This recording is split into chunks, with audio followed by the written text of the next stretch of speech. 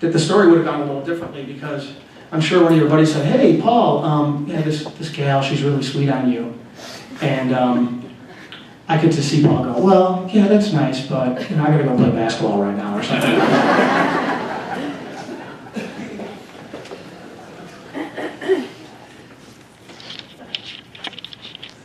Dad, you did an amazing job.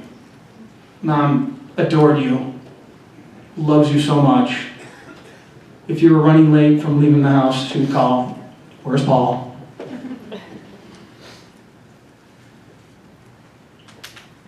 But to really see you these last couple weeks, it was amazing to see you open up and talk about things I've never heard before. And I do appreciate that. We broke bread a lot, hung out a lot, and you were there for Mom, and you did a great job. I'm very proud of you. And I saw a really different side of you. I love you for that. I'd like to thank some people. I'd like to thank Bright Star. They, the service takes care of people that have a nursing service, and they're here today. Judy, Phoebe, Rita, you guys were great, so loving, so sweet. It's kind of odd to have people come into your house when you're in a time of just craziness. Sometimes you're drooling on yourself, you have no idea what you're doing, but they were great. Saba, you were there the whole time. You did a phenomenal job. My dad cannot say enough things about you. Loves you to death. You were there with the doctors, and just, you are so strong and so smart, and you have a lot of Sally in you. I mean, you can really kick butt. I'd like to thank my mother and father-in-law. You guys are very strong people. You have a great daughter. I know Sally loves Saba to death, and you have to be proud about your daughter. And I'd like to thank all the people that reach out to us. I talked to so many people on the phone. I would just be on my car going here and there, and I couldn't believe how many calls I took or talked to people. I tried to respond back to everybody. Thank you. A lot of times I called my mom's friends. They thought that I was Paul. And it was just amazing, the overwhelming love and caring and giving. So, before I get to my mom, we've got to talk about this mustard recipe. So, my dad found the recipe on the window shelf the other day. And I have it here.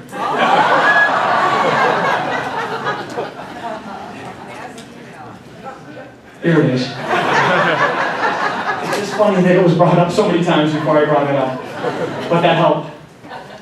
But there's one particular person here that deserves this, because he asked over and over and over again. And he's here tonight, today. Henry Bird, you are the winner.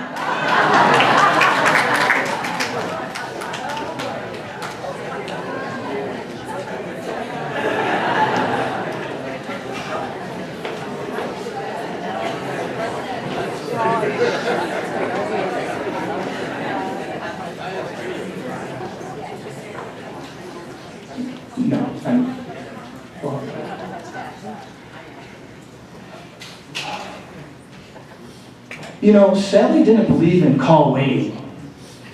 Most of you know that. And that was a big bone of contention around our house, because it's been around for almost 30 years. And Sally's like, well, it's disrespectful and rude. If I'm talking to somebody, why would I want to go and talk to somebody else? But there was times where you couldn't get a hold of her, and you're like, Mom, it'd be really nice if you had call waiting. Well, I remember one particular day, not too long ago, it didn't really have to do with call waiting, but with phones. I was laying on the couch, and my cell phone was over here, and the home phone is, who knows, who answers the home phone anyways, and Saba's phone. So by the time my phone rang, and I kind of got up to get it, the house phone rang, and we couldn't get that in time. And then Saba's phone rang. And then, yeah, yours did too, Zach. Yeah. And so all I can think of is the picture down here of my mom pointing like, You guys have too many phones. And, she was very particular about being respectful and being polite, and the call waiting was just an example of Sally's stubbornness. I'd like to read a letter from Ted Kaplan. I'm going to read some of it that we got a couple days before Mom had passed away. The ATOs were a rich example of your love for Paul, even though we were a group of thoughtless and brash boobs. You accepted us and even went to like us because we were Paul's friends. I call that selfless giving. The line that stands out with regard to you, Sally. Wherever I took you in my bank of memories, your outstanding qualities emerge. Your dad enjoyed you far more than you knew. He didn't continue to visit you for no reason. I think you supplied love that was more meaningful than you know. Your friends, I never heard a negative expressed by anyone about you. Few of us could ever make that claim.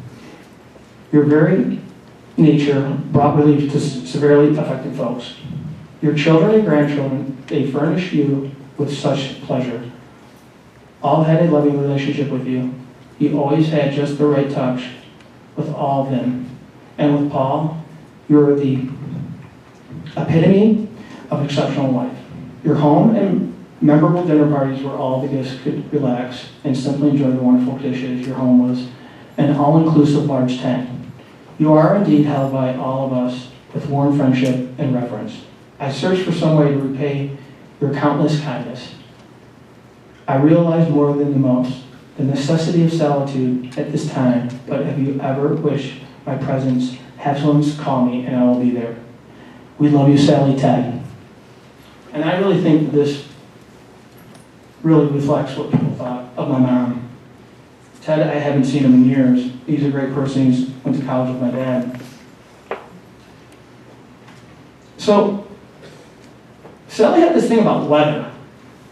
And it rings in my mind about what she would hear like on WGN. Like, well, Wally Phillips said you can't go outside today because it's snowing. And I'm thinking, okay, what's going to happen, Mom? A 500-pound snowball is going to hit me, kill me? But she was always concerned about myself and my family. Some of Sally's lines will always ring true. With heaven to Betsy, honest to Pete, let's get down to brass tacks, let's get the show on the road, and man of Shepherds. Another thing that I will not forget is my mom always said when I left the house, even to this day, be careful. Always said be careful. And I would kind of giggle, I'm like, what am I going to do, Mom? Drive my car on two wheels down the street? Do wheelies? And I could come over in a basic dress shirt from work and she would say I'd look nice. And I could wear that same shirt 5 days around. She'd be like, you look nice. It was always just the nicest compliment. She's always looking for an angle to compliment you. The last trip Mom took was down to Sanibel, Captiva Island in Florida. Salva, Zan, and I went down there and we thought, hey, it would be nice to have Paul and Sally down, not knowing that that would be the last time my mom would go there. And she was a joy to be around. No, she couldn't get around that well. She'd watch from the balcony as we swam in the pool, and Zan and Paul would be hanging out, and she would just take it all in. And Sally really loved nature, but she called it Mother Nature. And her feeling towards the outdoors was very strong. She loved to plant. She loved to weed and garden and do all that stuff. And I think it goes to show what type of person she is by saying Mother Nature, with her motherly love that she had herself. And not too long ago, when I heard that my mom was sick, I had a telephone call into my friend Jeff Cohen that I do business with. I said, Jeff, my mom has cancer. And he goes, oh my God, man, that's just terrible. And the way that Jeff does. And Jeff's dad had died about 5 or 6 years ago, and he goes, my mom, I was talking to her the other day, she said that she came across a letter that your